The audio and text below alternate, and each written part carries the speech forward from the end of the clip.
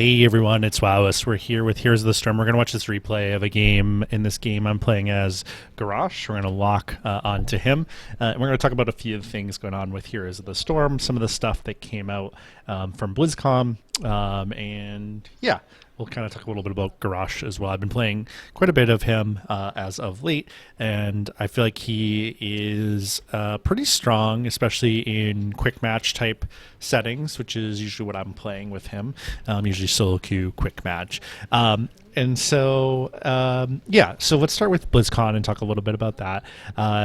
BlizzCon was this past week. It was a big week for Blizzard. A lot of streamers, a lot of YouTubers, myself included, have really shied away from making any content in regards to Blizzard with some of the stuff going on with the Hong Kong thing. It's been a pretty bad look for Blizzard, to be quite frank. And I've been a long-time Blizzard fan. I started following Blizzard with Warcraft 2, so that was quite a while ago, early 90s, I think. 95 was when Warcraft 2 came out. And so as somebody who's been around for a while and played, Diablo 1 and then obviously StarCraft, Diablo 2, Diablo 3, StarCraft 2, Overwatch, it was a pretty bad look. And I know that Blizzard is different now. A lot of the main folks from Blizzard have left. And, obviously it was purchased by Activision, which had an impact. And I think Heroes of the Storm has felt that impact to some degree. In terms of BlizzCon, it's really no surprise that Heroes of the Storm did not have a lot going for it at BlizzCon. It got barely a mention in the sort of the opening. Obviously, Hearthstone has had some stuff. Diablo 4, Overwatch 2, big announcements. And really, Heroes has been relegated to a very second-tier game for Blizzard. It's not one that they're placing many resources in. They're just sort of maintaining it, which is what we all expected, especially after the last year or so. Not terrible, but nothing really exciting either. So in terms of this, what they did announce, a couple of things. They had a separate panel just about Heroes. It seemed to be pretty well attended, and folks had a lot of good questions. A couple of key things that came out. First, we have the free hero rotation. So currently, for the first 2 weeks of November, right now especially, there's an ability to play all the heroes for free. I think this is a good thing for the game. I think they should do this every couple of months, especially if you want new players to play. You need to give them the opportunity to play heroes. It's probably one of the biggest downsides of Heroes compared to Dota 2, and I know I've talked about in past videos, I played Dota 2 pretty significantly before I played Heroes, and for me, Heroes is I enjoy more. I think it's less stressful of a game to play and more enjoyable. But the big advantage with Dota was that you don't have to pay for any heroes. Everything is cosmetic that you purchase. And I think it's a good thing for the game to be doing this because you want players to have the ability to try out some new heroes. Now, the downside to this is that we're seeing some pretty crappy team comps. I've seen some just bizarre team comps this past week since the free-to-play went live. People are obviously trying to play a lot of weird heroes that they might not normally. So you have a lot of bad players, especially the Lost Vikings and those types of heroes, which is fine. I mean, it happens in any quick match type game when you're playing with people you don't know. But just some weird team comps, to be frank, which have not been great. I also don't know why this is glitching up here. These folks are clearly not dead, but sorry about that. But yeah, anyway. So that's the first thing that came out. The second thing, not new, but obviously Deathwing is coming out. I think Deathwing is a great choice for the game in terms of the next hero. Deathwing is a fan favorite. He's a character that people have been hyped about really since the game went live, really since alpha. People have been looking for Deathwing, and it just sort of has grown and it's almost become a meme online. But Deathwing, I think, is going to be a very popular hero. Folks that went or had a digital ticket to BlizzCon, get him for free. Quite frankly, the gold at this point doesn't mean much to me. So I don't think anybody that's playing the game regularly should have enough gold to buy him day one, unless they're maybe just like a new player. Tough death right there. And but yeah, I think he's going to be fun. He's going to be a day one purchase for me. He's a hero I've been looking forward to playing. I think he's going to be interesting to see how they balance him compared to his strength in the universe. But they've done it successfully with some other heroes. So yeah. And then in terms of other stuff, they announced the ability to, they're likely going to launch the ability to do a train, which is that you'll all be able to, with a certain amount, kind of like lock onto one another and for the start of the game follow each other around the map. I think that's a good thing, especially for newer players. Everybody's going to the same place anyway, so that seems like a fun, quirky little thing that will be good. They also announced that they're going to add some new of those power ring things that appear under your name. I forget what they're called, but to basically show your rank. I think that's actually the best thing that they've done recently, because we've talked about it before. Gold, especially once you have all the heroes, and I have all the heroes, right? There's really not a lot to do with gold. I'm not going to buy chests with gold. You get chests enough when you level up heroes. I don't need to buy chests, but I think it's a good choice. I think it was a good decision by Blizzard to add that, because I purchased them for almost all my most played heroes, right?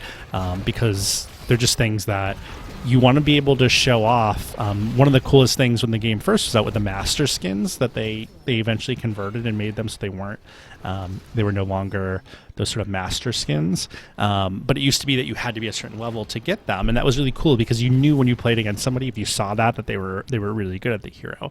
And I think there's some things now, like I try to use this mount, which is from the ranked from the kind of pre-launch version.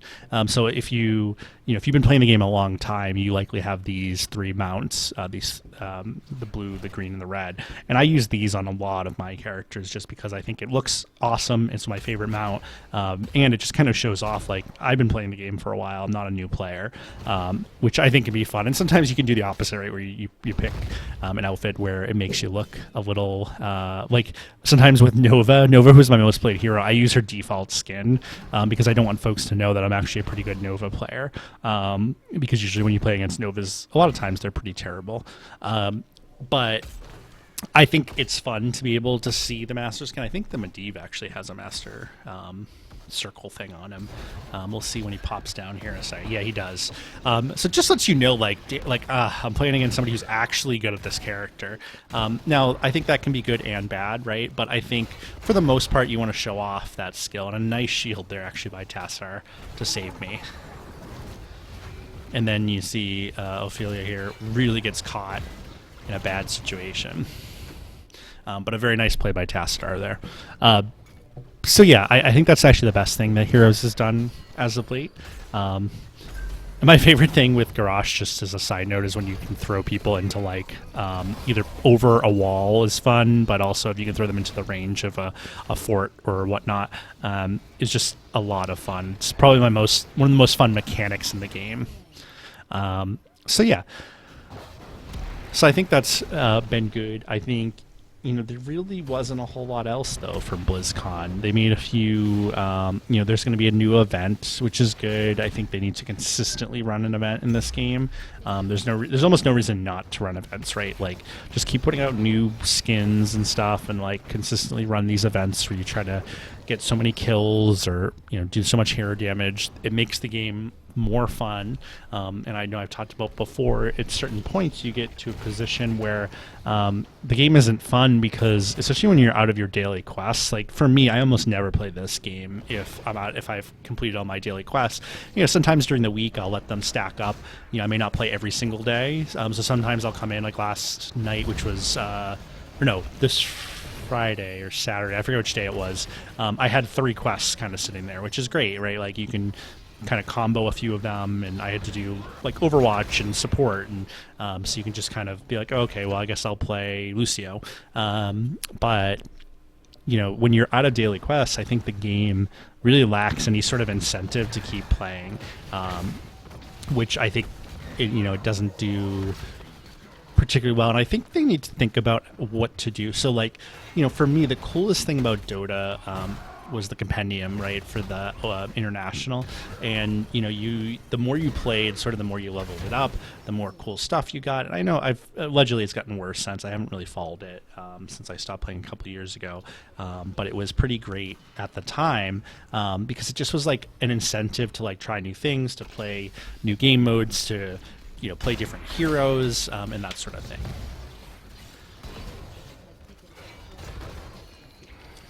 This variant is actually pretty brutal. We can see here, in terms of Garrosh, you're typically going to end up with a lot of assists, maybe a couple of kills, very few deaths, a lot of self-healing, a lot of experience. You're going to be in a lot of these team fights. Very hard to kill because of the way his armor mechanic works.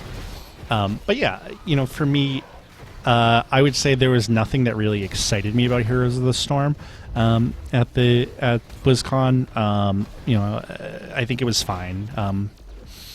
But this game, in my opinion, is just a game I'm casually playing. I think most people are. It's not one that's going to really, I think, have any real staying power. I could see, honestly, this game not being around in a couple of years, the way things are going with it at Blizzard. But just kind of my thought at the moment. So that's kind of my thoughts around BlizzCon in terms of the Heroes of the Storm specific stuff. I want to talk a minute about the apology that Blizzard's CEO made. I think it's good that he apologized. I think it's good that he did it right at the beginning. With any apology, right, like actions speak louder than words. So what they actually do moving forward is going to matter much more than what they say. I think they did make a mistake, and I do agree with him that I think they did act too hastily to make a decision. And I think it was poorly, and I had another video where I talked about this. I think it was poor. And it caused me and a lot of other folks, for me, I haven't put out very many videos, and I haven't put out any videos in the last month for Blizzard content because I felt like they were completely wrong and I didn't want to support them. And I'm by no means a huge Blizzard streamer, but I think that when you play a game consistently, or a set of games consistently, which I play the Blizzard games all the time, and I record them and stream them, it was really disappointing, their initial response to Hearthstone. And I play Hearthstone too, and I've talked at length in my Hearthstone videos about how they've gotten very greedy, how it's turned into like a cash grab, how it's really not worth it, how I'm refusing to spend any more real money on the game. And I'm somebody who has the means to spend the money on each expansion. And I think they made some good decisions. If you play Hearthstone, you may have seen the pre-orders are better in terms of pack ratio for dollar amount. But I mentioned in one of my last videos, like, you can literally in Hearthstone spend $70 and get like 2 legendary cards, which is like, why even bother? And so, I still haven't, I don't think I'm going to pre-purchase this. I'm trying to decide. I haven't been playing Hearthstone all that much, to be honest, lately. I play Heroes much more than I play Hearth. But I think it was good that they made an apology, but I think it's too soon to really declare it either like good or bad. Like, and I know there's some folks out there, and I've watched some videos where folks are like, well, it's just the way that they're doing this, like they really haven't, their apology doesn't mean anything. And it's like, well, yeah, it doesn't mean anything yet, but you haven't given them a chance to, like, there hasn't been anything else happen sense. And so I think you have to give a company like Blizzard, right, a chance to like show, if they're going to make a change, what's that change going to be? And, if they don't make a change, then you don't support them, right? Or you don't spend your money on their games. And that's tough, especially when it's a series that you love. That being said, I do think that the other stuff that they showed was pretty cool. I think Diablo 4 looks like a huge improvement.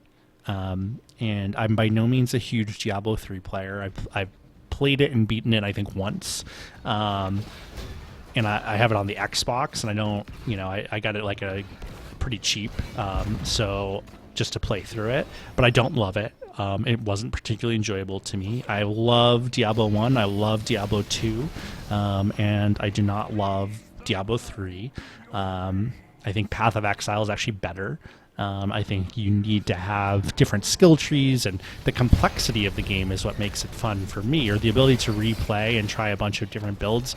Diablo 3, I think, is fundamentally flawed the way they chose to go about the skill tree things, which isn't really skill trees, like ruins. I don't think it's fun. And I don't want to sit there and click all day. And I've heard that they've made some improvements to Diablo 3, but I have not played it recently. I played it, the last time I played it was when Johanna came out. So however long that ago, that was a while back. But for me, it wasn't an enjoyable experience. I thought it was fine, and I wanted to see what happened as a Diablo fan, but it wasn't a particularly enjoyable game. So I am excited about Diablo 4, though. I think they've heard fans, and they're making some of the right changes to the game. Really plowing through the enemy base here.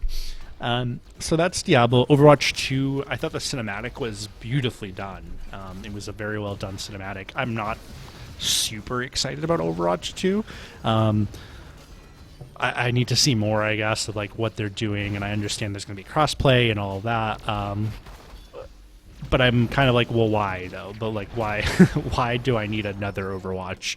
I guess it'll depend on how good the upgrades are to the graphics and to the mechanics, all that sort of stuff. But for me, I'm not going to jump into Overwatch 2 day one, but I'm not a huge Overwatch player either. It's probably my third most played Blizzard game right now. So all in all, I think BlizzCon was a fair success for Blizzard. And I'm going to take a look really quickly and see maybe how the market has reacted to Blizzard. Activision Blizzard's down about 1% today.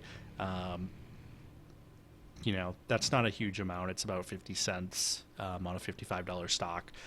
So, hasn't had a huge impact, but their earnings are this week as well on the 7th. So maybe I'll do an update once those come out in terms of what's going on with Blizzard. But, in terms of that, there isn't a whole lot going on with Blizzard right now in terms of material impact. So I think, being down 1% really means that there isn't any real opinion of it from the market, which are folks that are obviously watching this very closely. Now, as well, Activision is tied significantly to Call of Duty and how well that franchise does, right? So you can't take any sort of move in that stock as a indication of just how Blizzard is, but Blizzard is a huge component of it.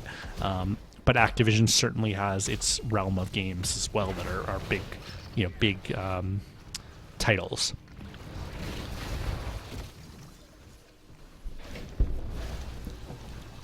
Now, let's see. So, talk a little bit about Garrosh and just what I like about him. I talked a little bit about his throwing mechanic earlier. He's been great. His armor mechanic is really interesting, where he gets stronger or has better armor as his health goes down. Now you got to be really careful because some heroes have the ability to obviously melt through armor, so that can be problematic. But he just has a lot of staying power. To me, he's very tanky. He can stay in a fight. I've been able to one-on-one Johanna with him, depending on the build and the map and all that sort of stuff. But he has that kind of staying power where he can hang with almost any of the other big tanks. His health is very low a lot of the time, but he becomes very difficult to kill when his health is down this bottom, quarter section here. In the meantime, our team here is going to be just kind of pushing the lanes. But Garrosh, I think, is a lot of fun. He's somebody that, for whatever reason, I didn't play a lot when he came out. And so now, and Li Ming gets caught totally off guard here. I didn't play him a whole lot, but I've been trying to play him more recently and just kind of get a good feel for him. But he's a lot of fun, actually, and I recommend him if you haven't had a chance to play him. He's not too difficult, but you can see here he can, he's not going to win this, but he's able to kind of stay in a fight like that against 5 for a little while. And we're going to lose I think I remember if we lose this objective or not, but we obviously got beat up here a little bit. And they're going to be able to push a little bit. Let's see, we're still about another 6 minutes of gameplay. But yeah, so Garrosh I think is a lot of fun. In terms of build, I use Warbreaker. That really helps his stun ability. I use Intimidate in for the kill. This is basically when you attack a minion, right, when it's it increases its damage against non-minions, so against these little guys. And then it resets its cooldown and refunds the mana cost if you kill them. So, you can, with these guys, if they're, at about 3/4, you can kill them. With the frontline guys, you need them to probably be at about under half, closer to 1/4 to kill them because they have more health. And these guys, the medics or whatever they are, you can kill at about, 3/4 health as well. But this, I think, is a really cool mechanic because basically you can keep your mana up, you can keep reusing it, you can push lanes pretty quickly with it, and that's a lot of fun. Oh, the other thing I forgot to mention, I'll jump back into that in a second, is the experience and the way that's going to work. Intimidation I use as reducing attack speed, and I kind of use all these Decimate, same thing, slow enemy heroes, and then you can basically have 3 charge of this, so you keep just spinning around and causing people to get take damage, and then the cooldown works best if you're in a big group of enemies. Bloodcraze, it's like a heal over time. A rough landing increases the slow amount and the slow duration, and then Deadly Calm is the ability to reduce damage again whenever you use this. So this makes it so that very little damage gets through in team fights, the more you kind of use your Decimate and everything. But yeah, the experience. So they said that they're going to change and create orbs for experience. The mechanics of it aren't entirely clear, but it's trying to push players to push lanes, which is ironic because that was the changes that they made, a year ago, to try to get people not to off lane and to focus almost exclusively on team fighting. So it's definitely an interesting mechanic change that's coming out. I don't know functionally if it's going to be just a visual change or a functional change, but I think it's good to be able to show players, at the very least, you should be able to see what your XP range is, right? So like I should know how far away I have to be to get XP, and I think that's very unclear to new players. And then I think the question of will it look good is really a game of like, what is it, how cluttered is the screen going to be? Because it's already very noticeable with the regen globes. Like, I don't need stuff that size. Maybe little dots. I don't know. I'm going to give them an opportunity to roll it out and see how it goes. But I'm very curious of how like cluttered it's going to look.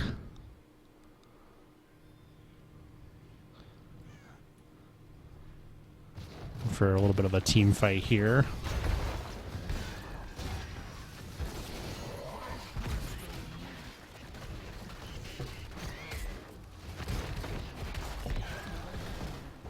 And you can see here how, Garrosh can just basically 1v1. And I mean, granted, I have one of these down. And I put down a second just to piss off Aaron here. Varian has, especially with Twin Blades, has the ability to really heal up. And I haven't played him since he got nerfed this patch. So I probably need to play him a little bit more. But I think that in general, he's very difficult 1v1 if they have Twin Blades and the right build. And I'm going to back here just because my health is so low, and I know that the enemies are primarily down here, so I figure it'll be better to let them push, because they're not going to be able to win, right? They're not going to be able to push to win with these two.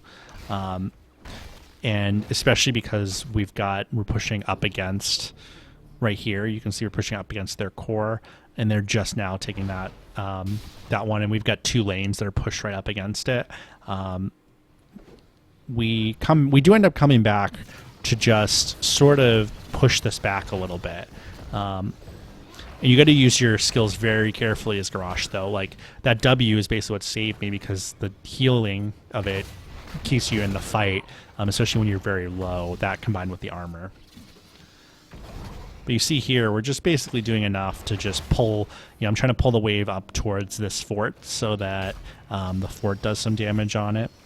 But yeah, you don't have to go full on defense here. We need to win the objective, and so I'm going to rotate back up here, as you see, because it's 2v2, and I know if I can get up here, I can take on these guys, because I just did a few minutes ago.